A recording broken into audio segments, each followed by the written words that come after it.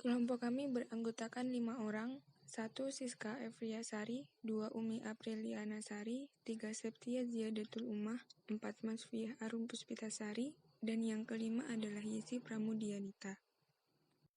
Saya Masfiah Arum Puspitasari akan menjelaskan tentang pengertian Undang-Undang Dasar 1945.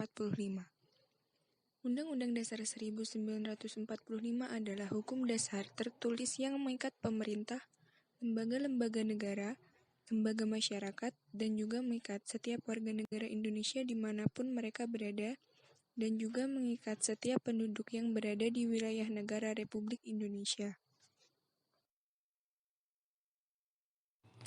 Selanjutnya yaitu kedudukan Undang-Undang Dasar 1945. Undang-Undang Dasar Negara Republik Indonesia tahun 1945 bukanlah hukum biasa, melainkan hukum dasar tertulis. Hukum yang memiliki kedudukan sebagai hukum tertinggi dalam negara, menjadi sumber tertib hukum bagi peraturan-peraturan di bawahnya. Setiap produk hukum seperti ketetapan MPR, undang-undang, peraturan pemerintah, peraturan daerah, dan peraturan-peraturan yang lain harus bersumber dan berlandaskan pada peraturan yang lebih tinggi, yang pada akhirnya dapat dipertanggungjawabkan pada Undang-Undang Dasar Negara Republik Indonesia tahun 1945. Sebagai hukum, Undang-Undang Dasar Negara Republik Indonesia tahun 1945 mengikat pemerintah, lembaga negara, lembaga masyarakat, dan setiap warga negara Indonesia dimanapun berada untuk melaksanakannya. Materi selanjutnya, pokok-pokok pikiran pembukaan Undang-Undang Dasar 1945. Pembukaan Undang-Undang Dasar 1945 merupakan suatu rangkaian kesatuan yang tidak dapat dipisahkan dengan Proklamasi Kemerdekaan Indonesia 17 Agustus 1945. Proklamasi Kemerdekaan Indonesia adalah merupakan perumusan daripada cita-cita bangsa Indonesia yang terkandung dalam hati sanubariannya. Suatu cita-cita moral yang hendak dicapai oleh bangsa Indonesia baik dalam lingkungan bangsa Indonesia sendiri maupun dalam pergaulan bangsa-bangsa di dunia. Di dalamnya pun telah terlukis pandangan hidup dan tujuan hidup bangsa Indonesia. Proklamasi merupakan pernyataan kemerdekaan atau Declaration of Independence dari rakyat Indonesia.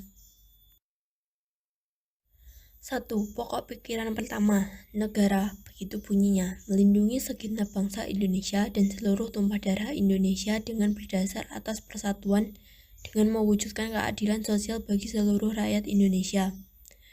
2. Pokok pikiran kedua, negara hendak mewujudkan keadilan sosial bagi seluruh rakyat. 3. Pokok pikiran ketiga yang terkandung dalam pembukaan ialah negara yang berkedaulatan rakyat berdasarkan atas kerakyatan dan permusyawaratan perwakilan. Perubahan Undang-Undang Dasar 1945 pada kurun waktu 1999 sampai 2002, Undang-Undang Dasar 1945 mengalami 4 kali perubahan atau amandemen yang mengubah susunan lembaga dalam sistem ketatanegaraan Republik Indonesia. Amandemen pertama, Amandemen Undang-Undang Dasar 1945 pertama dilakukan tanggal 14 sampai 21 Oktober 1999 dalam sidang umum MPR. Amandemen tersebut menyempurnakan 9 pasal, yakni pasal 5, pasal 7, pasal 9, pasal 13, pasal 15, pasal 17, pasal 20, dan pasal 21.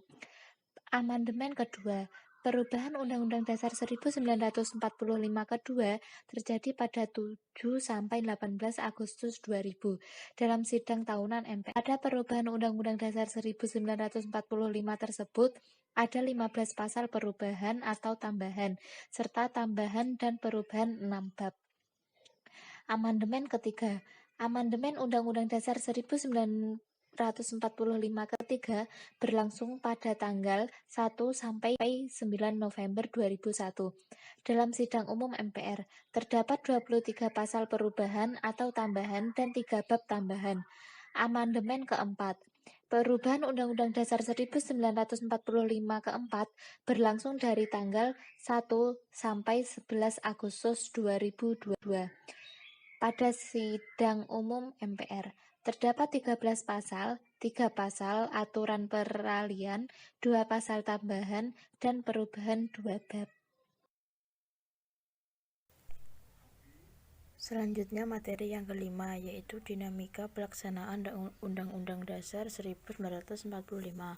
1.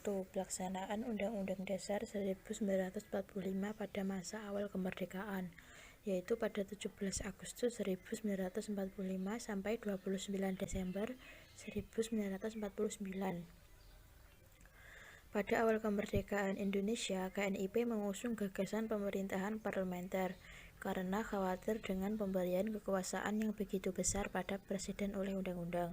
Yang kedua, pelaksanaan undang-undang pada masa Orde Lama, yaitu pada masa demokrasi terpimpin 5 Juli 1959 sampai 11 Maret 1966. Yang ketiga, pelaksanaan Undang-Undang Dasar 1945 masa Orde Baru, yaitu pada 11 Maret 1966 sampai 22 Mei 1998. Masa Orde Baru berada di bawah kepemimpinan Soeharto dalam misi mengembalikan keadaan setelah pemberontakan PKI.